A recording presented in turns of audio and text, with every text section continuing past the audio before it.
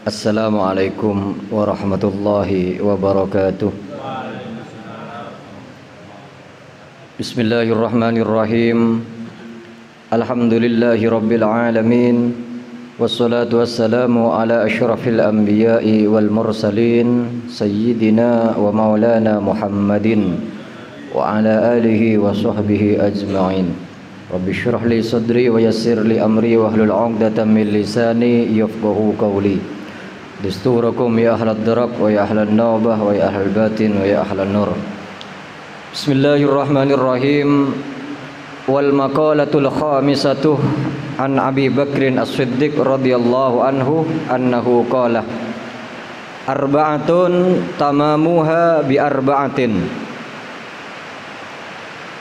Dauh yang nomor 5 dari bab yang 44 dari Sayyidina Abu Bakar As-Siddiq radhiyallahu anhu, beliau berkata, arba'atun minal khisal, ada 4 perkara, tamamuha bi arba'atin minal umur, yaitu sempurnanya 4 perkara tersebut dengan 4 perkara yang lain. Jadi 4 perkara bisa sempurna apabila ada 4 perkara yang lain. Yang pertama, tamamus sholati, sempurnanya sholat, bisajatayi sahwi, yaitu dengan 2 sujud sahwi. Sholat bisa sempurna apabila ditambal dengan 2 kali sujud sahwi. Kapan kita melakukan sujud sahwi? Hina wujudi sababis sujudi, apabila ditemukan atau ada sebab-sebab yang menganjurkan kita untuk melakukan sujud sahwi, seperti meninggalkan sunnah ab'ad. Sunnah ab'ad ini diantaranya kunut, duduk di antara tahiyat awal, ya.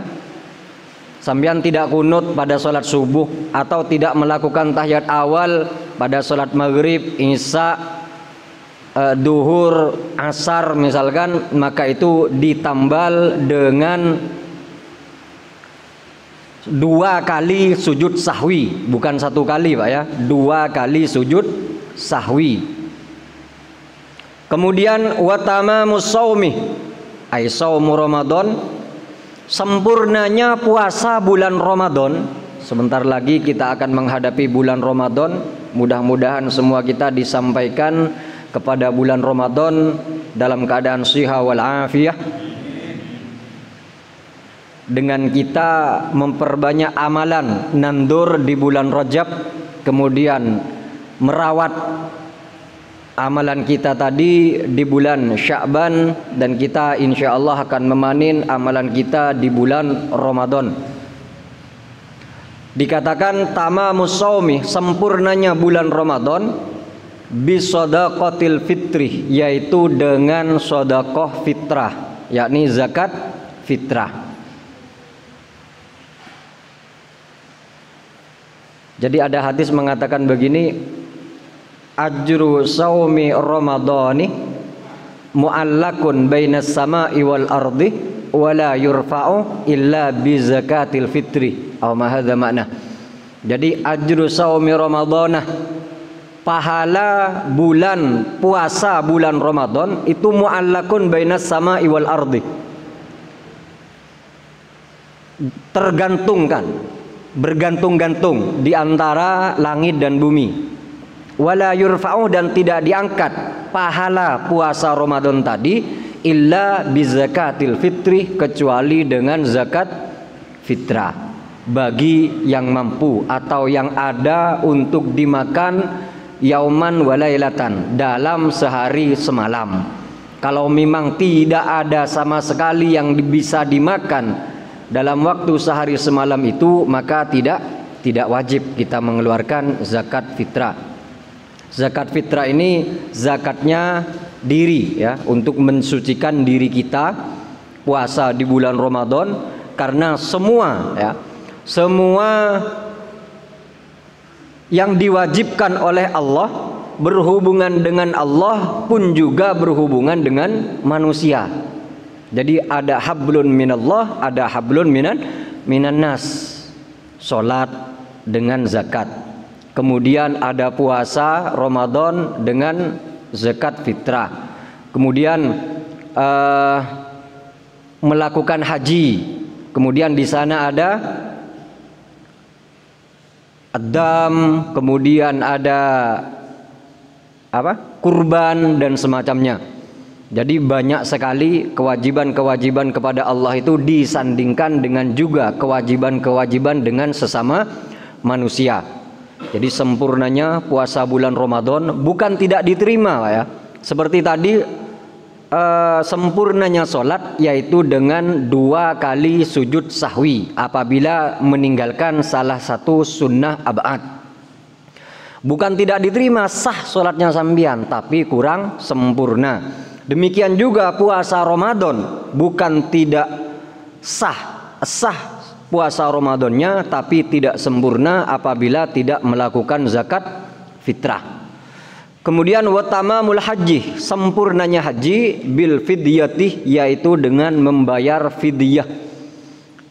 Imma dzibhun na'am, bisa saja menyembelih hewan ternak, awil amdat, atau membayar emut. Kalau di sana makanan pokok yang dikeluarkan.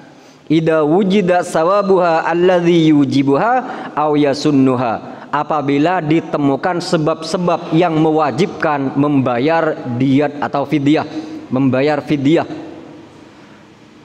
yang mewajibkan atau yang mensunnahkan.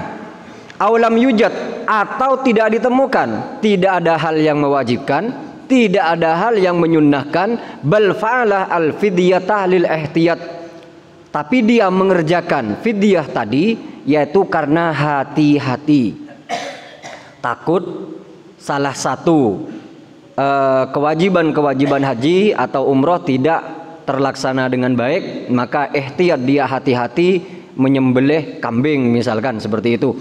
Kemudian yang nomor 4, tamamul imani, sempurnanya iman. Keimanan kita sempurna bil jihadi, dengan jihad. Jihad di sini maksudnya kalau waktu memang harus perang, maka harus perang. Di zaman Nabi misalkan dianjurkan perang karena umat Islam ditindas, dianiaya, disakiti, maka wajib perang. Tapi kalau tidak, maka biddu'ai ilad dini al-haqqi. Kalau seperti sekarang misalkan keadaan aman, tentram, maka biddu'ai ilad dinil haqqi, yaitu dengan mengajak orang lain kepada agama yang benar, kepada agama Islam. Kemudian meluruskan, membenarkan, mengajarkan bagaimana tata cara kita melaksanakan agama kita, cara sholat yang benar, cara puasa yang benar, cara ibadah yang benar, dan seterusnya. Itu sempurnanya keimanan kita. Wal maqalatus sadisatu, dawuh yang nomor 6, an Abdullah ibnul Mubarak, dari Imam Abdullah bin Mubarak radhiyallahu anhu, beliau mengatakan, man shalla kulla yaumin isnai asyarata rakaatan faqad adda haqqas sholati. Siapa orang yang melakukan sholat setiap hari 12 rakaat, yakni sholat sunnah selain 17 rakaat wajib sholat 5 waktu yang kita lakukan, kita menambahi 12 rakaat sholat sunnah. Kapan itu? Wahya rakaatani qabla subuh, 2 rakaat sebelum subuh. Bisa rakaatail fajar, bisa qabliyah subuh. Ya, ini sangat dianjurkan dan Nabi tidak pernah meninggalkan selama hidupnya. 2 rakaat sebelum subuh, bisa rakaatail fajar, bisa qabliyah subuh. Bisa salah satunya dilakukan, atau kalau nututi waktunya kedua-duanya dilakukan. Rakaatail fajar setelah adzan, kemudian Sholat sunnah qobliyah kalau nututi waktunya. Kalau tidak nututi maka boleh dilakukan salah satunya dan insya Allah mendapatkan pahala dari kedua-duanya. Kalau bisa, rakaat yang pertama setelah Fatihah membaca alam nasyrah, kemudian rakaat yang kedua setelah Fatihah membaca alam taroh. Maka insya Allah kita akan diselamatkan dari berbagai macam penyakit. Kemudian kita akan diselamatkan dari musuh-musuh yang akan menyakiti kita dan banyak lagi. Kalau nututi waktunya setelah sholat sunnah rakaatail fajr, kita membaca wirid, yang mana dikatakan oleh Nabi, siapa orang membaca wirid ini mi'ata marrah 100 kali, maka dunia akan mengejar kepada kita. Ya, dunia akan menjadi hamba kita, akan menjadi budak-budak kita, memenuhi segala kebutuhan kita dan akan mengejar kita, yaitu bacaan subhanallahi wa bihamdih subhanallahil azim astaghfirullah. Ya, setelah sunat rakaatail fajr sebelum salat subuh, kalau nututi membaca subhanallahi wa bihamdihi subhanallahil azim astaghfirullah. Karena ada sahabat tanya kepada Rasulullah, ya Rasulullah adbaratni dunya, wahai Nabi, dunia ini lari daripada saya. Saya kerja dagang misalkan rugi, saya nandur misalkan gagal panen, saya nguli ditinggal lari sama majikan, pokoknya wis bangkrut terus. Maka kata Nabi, hendaknya engkau membaca diantaranya yaitu subhanallahi wa bihamdihi subhanallahil azim astaghfirullah. Maka ja'at kad dunya raghimatan wa saghiratan. Dunia akan mendatangimu dengan menghina, dengan menghibah. Tet ngetetet kata orang Madura, memaksa supaya dimiliki oleh kita.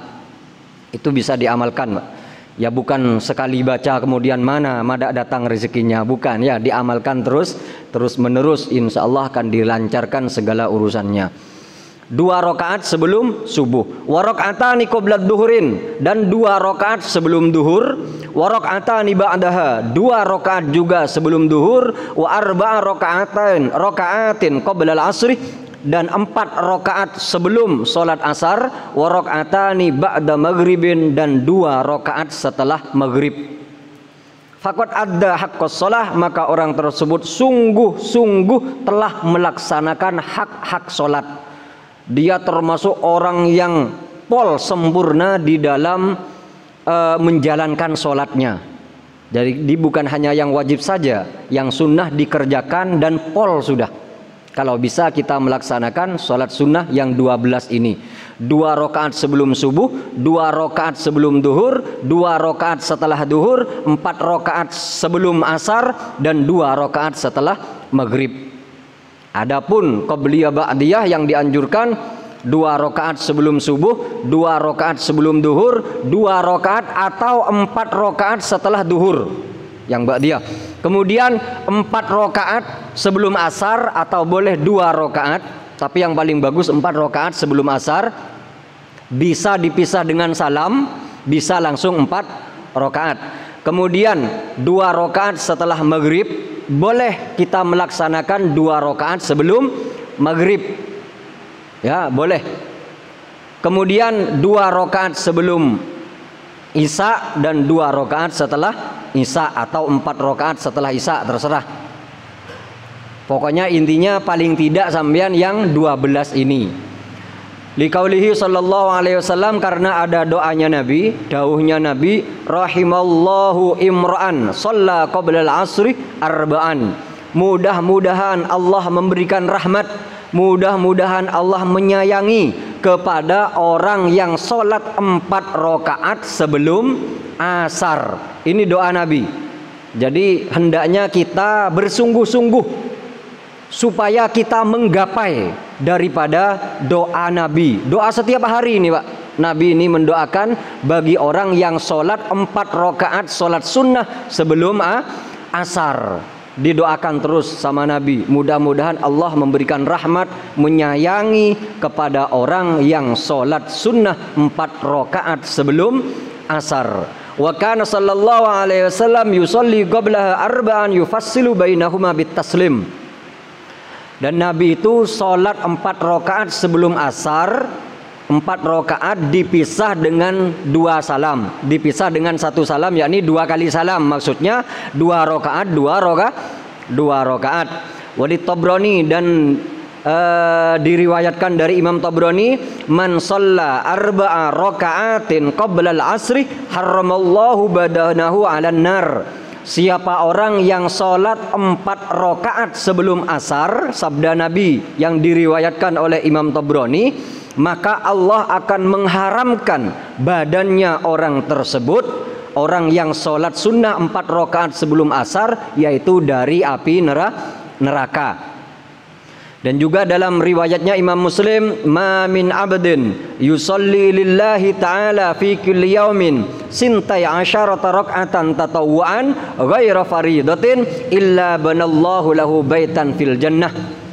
Dalam riwayat Imam Muslim, tidaklah, kata Nabi, tidaklah seorang hamba yusolli, yang dia solat lillahi, karena Allah, fi kulli yaumin, di setiap harinya, sintai asyarata rak'atan, 12 rakaat, tatawuan, ya, solat sunnah, ghairu faridatin, bukan solat fardu, illa banallahu, kecuali Allah akan membangun lahu, kepada orang tersebut, baitan fil jannah, akan dibangunkan rumah nanti di surga.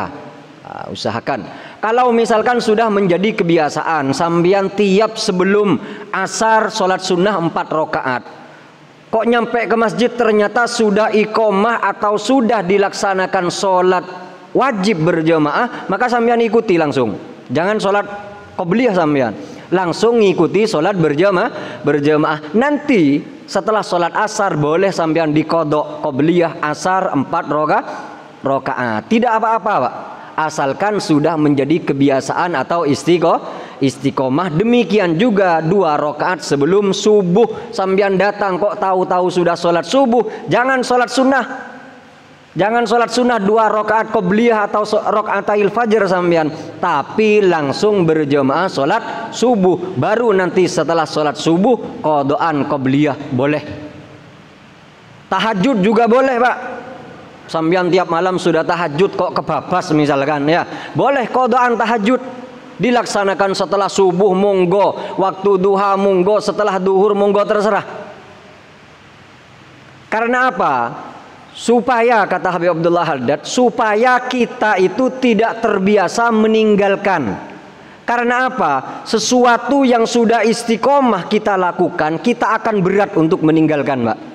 Misal gini, kita tiap malam sudah biasa tahajud, ya. Kemudian suatu saat kita kebabas, tidak sholat tahajud, tidak sambian kodoi, itu akan terputus hati kita sudah. Tuh sambil biasa misalkan, ya, wis biasa jarang-jarang, tidak apa ya namanya, ya, tidak ada rasa eman lagi sudah. Kan kadang kan, aduh eman, saya tidak pernah meninggalkan berjamaah. Tapi yang sudah biasa tidak berjamaah, tidak ada kata eman, wis biasa, wis, ya.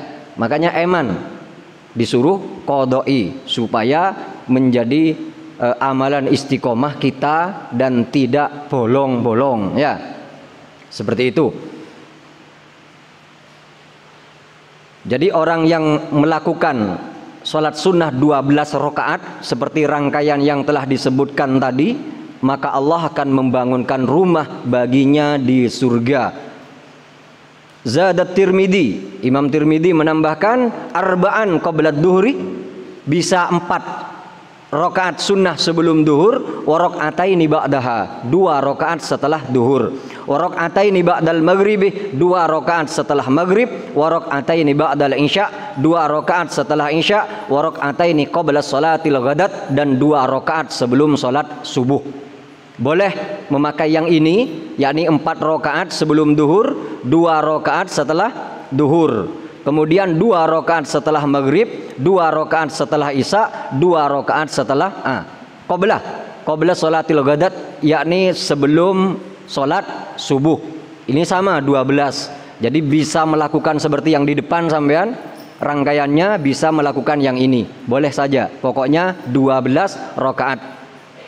Walid Tabrani, dan diriwayatkan oleh Imam Tabrani hadis Nabi, man shalla qabla dhuhri arba'a raka'atin ka'annama tahajjada bihinna min lailatihi. Siapa orang yang sholat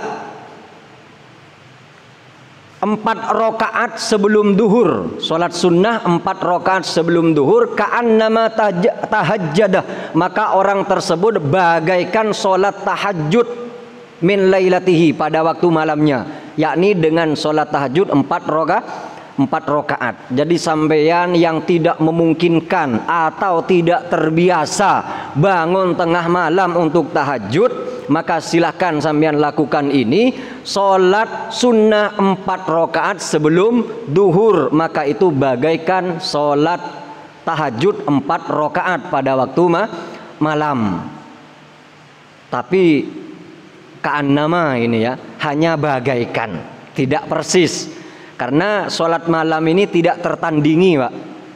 Sholat malam ini doa kita itu pasti terkabulkan, karena ada khusus ma min sa'ilin, siapa orang yang minta, siapa orang yang berdoa, siapa orang yang memohon, semuanya dikabulkan oleh Allah Subhanahu wa taala. Dan doa kita pada waktu sepertiga malam terakhir itu bagaikan panah yang melesat, tepat mengenai sasaran.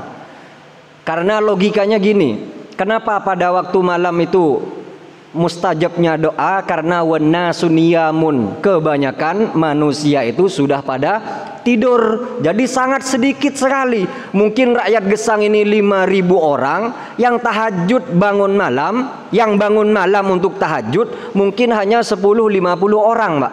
Bisa dihitung dengan jari. Banyak yang bangun tapi ke pasar, kemana-mana, Pak, ya, yang mau travel dan semacamnya. Yang untuk tahajud itu sangat sedikit. Sama dengan kita waktu main HP online ya, pada waktu setelah maghrib, setelah isya biasanya lemut. Kenapa? Karena banyak yang menggunakan. Nah, kayak waktu gini kan banyak orang berdoa kan bareng-bareng.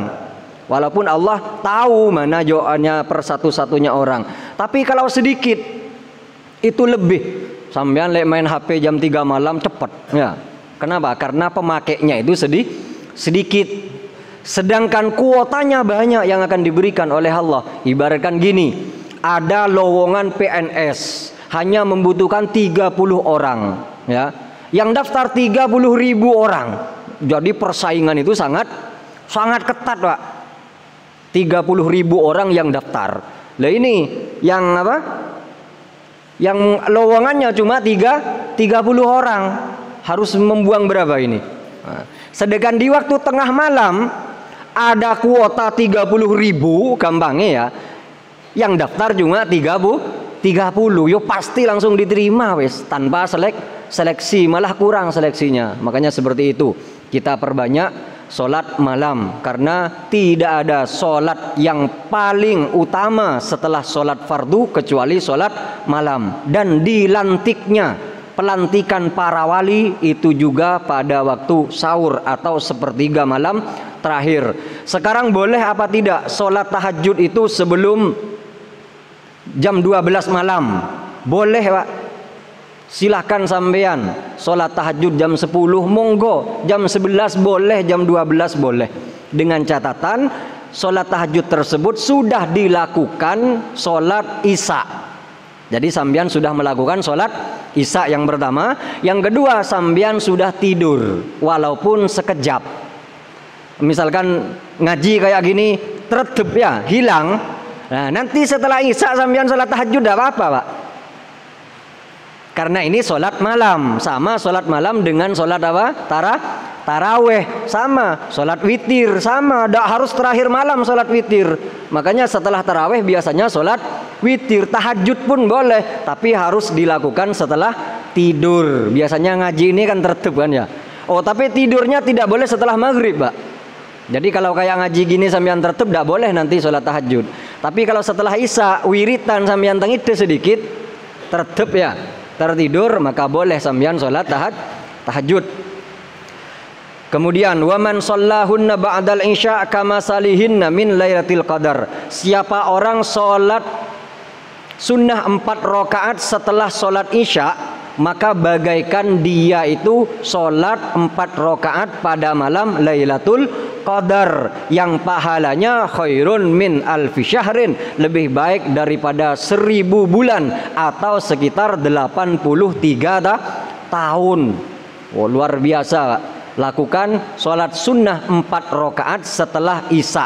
Tapi kalau sholat malam lebih utamanya yaitu masna 2 rakaat, 2 rakaat salam, 2 rakaat salam. Tapi boleh sambian langsung 4 rakaat, ya, tidak apa-apa.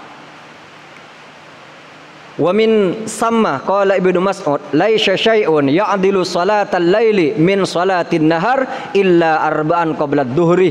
Maka dari itu Ibnu Mas'ud, Abdullah ibn Mas'ud radhiyallahu anhuma, beliau berkata, tidak ada suatu solat apapun yang membandingi kepada solat malam kecuali yang paling mendekati pahala dan keutamaannya yaitu hanya 4 rakaat sebelum duhur. 4 rakaat sebelum duhur. Wa fadluhunna ala salatin nahar ka fadlil jama'ati ala salatil wahid.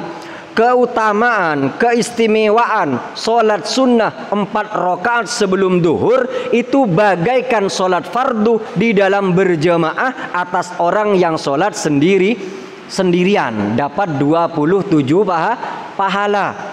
Jadi sampean sholat sunnah 4 rakaat sebelum duhur bagaikan sampean sholat berjamaah, sholat fardu dibandingkan dengan sholat sendirian.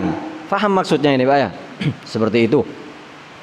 Wa kana sallallahu alaihi wasallam yusallihinna wa yutilu fihinna ruku'a was sujudah. Dan Nabi melakukan sholat sunnah 4 rakaat sebelum duhur dan beliau memanjangkan lama sekali di dalam rukuknya dan di dalam sujudnya. Wa yaquluh, dan beliau berkata, yakni berdoa, berkata, innaha sa'atun tuftahu fiha abwabus sama'i fa uhibbu ay yas'uda li fiha amalun salihun. Pada waktu itu kata Nabi, yakni sebelum duhur, ya, sebelum dilaksanakan sholat duhur itu tuftahu fiha abwabus sama, pintu langit itu dibuka, pintu langit dibuka, dan saya senang kalau pada waktu pintu langit dibuka amal solehku naik, kata Nabi. Yakni amal soleh sholat sunnah 4 rakaat tadi naik dikala pintu langit dibuka. Wa man shoma fi kulli syahrin salasata ayyam. Siapa orang yang berpuasa di setiap bulannya, puasa 3 hari, wahiyal ayyamul bidhi, yaitu hari-hari putih, wahiyas salisa asyarah wa taliyahu, yakni tanggal 13 dan 2 hari setelahnya, 13, 14, 15 di setiap bulan sambian berpuasa, illa fil haji, kecuali di dalam bulan Dzul Hijjah, ya, kecuali bulan Dzul Hijjah, maka yasumu as-sadisa asyarah au yauman ba'dahu badala salisa asyar. Maka kalau di bulan Dzul Hijjah yaitu dimulai tanggal 14. Hari tasyrik itu dimulai tanggal 11, 12, 13. Maka kalau sampean mau melakukan puasa seperti kebiasaan 3 hari ayyamul bid, maka kalau bulan Dzul Hijjah dimulai tanggal 14, 15, 16. Boleh Pak? Hanya khusus di bulan Dzul Hijjah. Kalau bulan Ramadan pasti melaksanakan semua itu sudah, karena puasa Ramadan.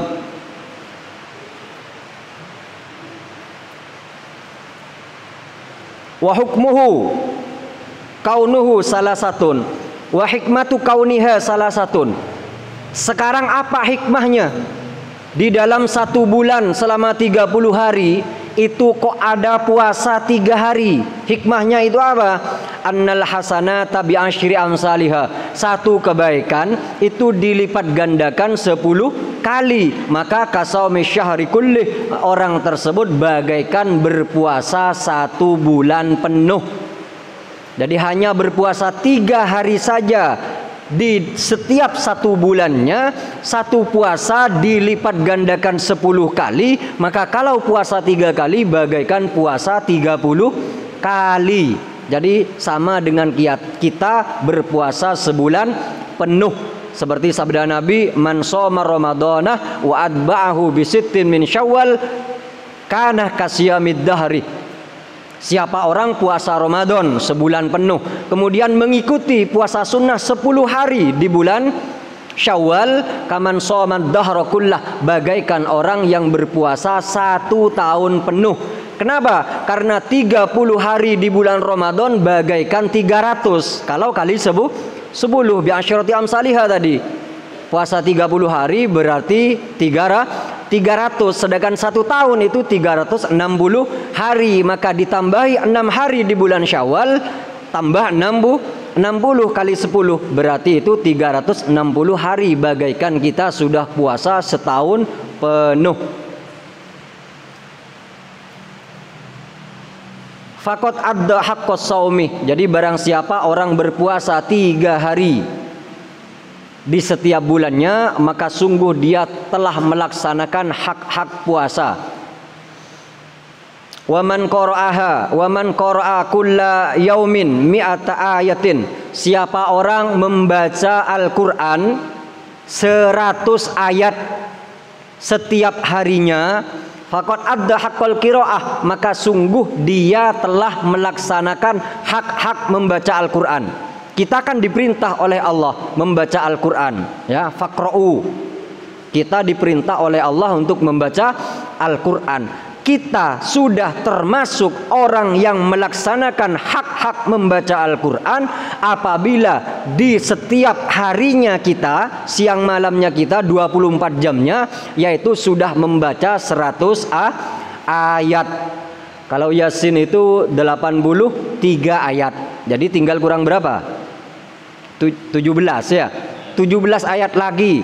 Nah, Yasin ditambahi 17 ayat lagi misalkan ya. Atau silahkan membaca ayat-ayat yang lain, terutama ayat kursi ya. Ayat kursi itu ayat yang sangat luar biasa. Rajanya ayat dalam Al-Qur'an adalah ayat kursi. Di sana menjelaskan tentang ketuhanan atau keistimewaan daripada Allah Subhanahu wa taala. Allahu la ilaha illahu. Allah, tidak ada Tuhan selain Allah. Jadi yang menciptakan, yang maha kuasa, yang maha mampu, maha segalanya, itu hanya Allah. Yang mana Allah ini al-hayyu, yang hidup. Sampeyan bayangkan kalau ada Tuhan tidak hidup, Pak. Nang di pengiran, ndak ono mari nyewuni wis. Ya kayak Tuhannya di luar agama kita, Pak. Kan mati kan ya? Mati disalib. Mana Tuhan? Sudah disalib. Kita mau doa sama siapa? Makanya Allah menyifati la ilaha illallah huwal hayyu al hayyu. Allah yang maha hidup. Bayangkan kalau Tuhan kita mati, ya, atau Tuhan kita sakit. Kemudian al-qayyum, Tuhan kita itu al-qayyum, berdiri sendiri, Pak. Maksudnya tidak membutuhkan yang lain. Beda dengan kita, sampean jadi karyawan punya atasan. Ya apa saya minta izin ini, saya bilang dulu ke atasan. Kan begitu Pak ya? Ya apa kalau Allah Tuhan kita punya atasan. Tuhan anak, Tuhan ibu, Tuhan bapak. Kita doa sama Tuhan anak, saya izin dulu ke ibu. Ibunya, izin dulu ke suami saya. Misalkan Tuhannya ya. Ya apa? Ya apa kalau Tuhan kita banyak sampai 5 misalkan. Apa tidak perang ini, perang Tuhan. Kita mau ikut yang mana? Membela Tuhan kita. Hah? Kan bingung Mbak ya. Sudah bersyukur kita menjadi orang Islam. Al-Hayyu, Tuhan kita yang selalu hidup. Al-Qayyum, Tuhan kita yang berdiri sendiri, tidak membutuhkan yang lain. Beda dengan kita. Kenapa kok tidak ada yang bangun ini? Saya tukangi prei. Ya apa le Tuhan saya ono sing prei misalkan ya. Tidak membutuhkan itu semua. Bayangkan sampean selek punya Tuhan saya membutuhkan atasan, atau saya izin dulu ke Tuhan bapak saya. Ya apa sampean? Tuhan ibu, Tuhan anak, Tuhan putu. Pada aja. Ya apa terusannya? Allahu la ilaha illahu al-hayyul qayyum la ta'khudhuhu sinatun. Allah itu tidak pernah ngantuk. Sambian berdoa kapan saja, datang kapan saja kepada Allah, menyembah kapan saja, menyebut kapan saja kepada Allah, Allah tidak pernah ngantuk. Bayangkan sambian bertamu ke rumah orang, orangnya ngantuk. Waduh, sepurane ya kesu ai aku sik ngantuk. Ya apa Tuhan sambian lek ngantuk, Pak? Jam 3 sambian saiki ki Tuhan ngantuk apa ndak ya berdoa iki ya. Lo ya apa bayangkan, Pak? Sinatu wala naum, Tuhan kita juga tidak tidur. Bayangkan kalau kita punya Tuhan sedang tidur, kita bangun jam 2 malam. Wis tangi apa ndak Tuhan iki yo? Ya apa? Bayangkan itu wis. Makanya bersyukur kita punya Tuhan yang tidak pernah ngantuk sekalipun. Jangankan tidur, tidak pernah ngantuk. Kita tiap hari ngantuk, apalagi ngaji. Ngaji ini raudhatun min riyadil jinan. Memang taman surga. Waktu ngaji kena angin surga ngantuk, Pak. Tidak apa-apa sampean. Pokoknya tidak kau bantal lagi ngaji ya. Tidur silahkan. Pahala tetap dapat ya. Tapi jangan jadi andalan, Mbak, tiap ngaji tidur. Ya. La ta'khuduhu sinatu wala naum. Lahu ma fis samawati wa ma fil ardi. Dimiliki oleh Allah segala yang ada di langit dan segala yang ada di bumi, tidak terbatas. Coba kalau Tuhan kita terbatas. Sampai mana wang kita Tuhan ini? Ya, Tuhan kita banyak misalkan ya. Ya apa itu? Law kana fihima alihatani la fasadata, begitu ayatnya ya. Seandainya di bumi ini atau di alam ini ada 2 Tuhan, maka pasti akan rusak Tuhan ini. Karena apa? Yang namanya Tuhan itu hebat. Kalau ada tandingan yang hebat pasti ingin uji coba. Ayo ngetuh Tuhan. Yang satu mengeluarkan matahari dari timur, ndak, saya uji coba dari barat. Ya apa sampean? Bayangkan wis. Lah kan pasti toh. Kalau Tuhan yang satunya nurut kepada satunya, padahal dia juga punya kemampuan. Yang namanya Tuhan kan menciptakan kan. Kan seperti itu. La fasadata, pasti hancur. Kata yang satunya, besok matahari terbit jam 8. Ndak, besok matahari prei, misalkan saulan. Wah, lo ya apa ini? Tak tarung Tuhan nih. Pasti hancur. Jadi lahu ma fis samawati wa ma fil ardi. Milik Allah segala yang di bumi dan yang di langit. Terus ya apa terusnya? Lahu ma fis samawati wa ma fil ard. Man dzalladzi yashfa'u indallahi bi'idznih. Tidak ada yang bisa memberikan pertolongan atau syafaat kecuali dengan izin Allah. Apapun itu, baik di dunia ataupun lebih-lebih nanti di akhirat. Kita tidak bisa membantu orang lain tanpa kita diberikan izin, diberikan kesempatan, diberikan peluang oleh Allah. Tidak bisa kita menolong orang lain. Kadang kita menolong diri sendiri aja tidak mampu, apalagi mau menolong orang lain. Apalagi nanti di akhirat, nafsi sendiri-sendiri. Nabi Adam Abul Bashar, bapak moyangnya manusia. Nabi Nuh Abul Rasul, bapak moyangnya para rasul. Nabi Musa Kalimullah, Nabi Ibrahim Khalilullah, Nabi Isa Ruhullah. Tidak ada yang bisa menolong pada waktu itu. Hanya Rasulullah. Analaha, kata Rasulullah, saya yang akan memberikan syafaat pada waktu itu. Jadi syafaat itu ada macam 20, Pak. Perlu diingat ya. Bukan hanya Nabi Muhammad SAW yang memberikan syafaat nanti, tapi memang syafaatul udma, syafaat yang paling agung itu dari Allah langsung, Pak. Syafaat tingkatan yang kedua itu dari Nabi Muhammad. Syafaat yang ketiga itu dari para nabi. Para nabi itu punya syafaat, Pak. Para malaikat punya syafaat. Para ulama juga punya syafaat. Ada dalam kitab itu, dalam hadis disebutkan, kalau orang awam, orang umum, kalau dia mau masuk surga, udkhulil jannah, langsung suruh masuk surga sama Allah. Tapi kalau ulama tidak, Pak. Beri syafaat dulu orang-orang yang menolong kamu di dunia, yang membantu perjuanganmu di dunia. Ajak mereka, beri syafaat. Makanya satu orang alim dapat memberikan syafaat minimal 70.000 orang. Ya, banyak dalam kitab itu. Jadi perlu diingat, sampean jangan salah faham. Bukan satu-satunya Nabi Muhammad nanti yang memberikan syafaat. Tapi likulli mu'minin syafaatan. Tiap orang Islam, Pak, persatu-satunya ini nanti memberikan syafaat kepada yang lain. Panjang ini pembahasannya. Kalau butuh dalil monggo silahkan ada. Jadi seperti itu. Wasi'a kursiyyuhus samawati wal ard. Kursinya Allah itu meliputi langit dan bumi. Jadi sangat besar, sangat hebatlah, luar biasa, tidak terjangkau. Ya. Kemudian ya. Wala yu'uduhu hifdzuhuma. Allah tidak pernah repot, Pak. Ya, tidak pernah repot atau kewalahan di dalam menjaga langit dan bumi. Tidak pernah kerepotan. Tidak butuh alat ini, alat itu, setrum dan lampu dan semacamnya. Tidak butuh. La ya'uduhu hifdzuhuma. Tidak butuh apapun. Wa huwal aliyyul azim. Allah yang maha luhur, Allah yang maha agung segalanya.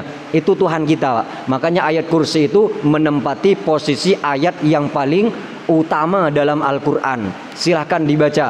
Maka dalam hadis, tidaklah orang membaca ayat kursi setelah setiap solat membaca ayat kursi, maka tidak ada yang mampu mencegah daripada orang tersebut dan surga kecuali kematian.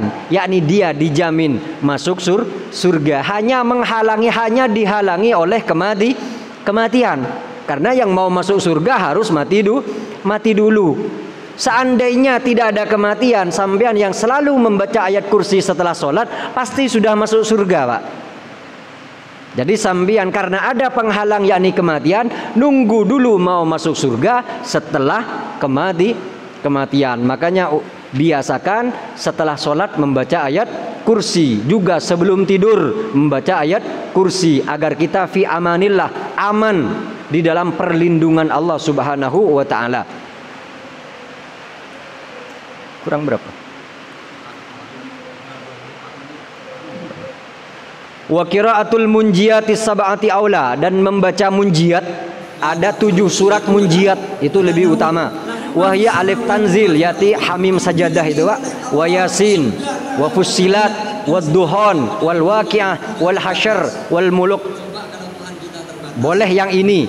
Wa ayyaqra idza asbaha wa idza amsa awa ilal hadid.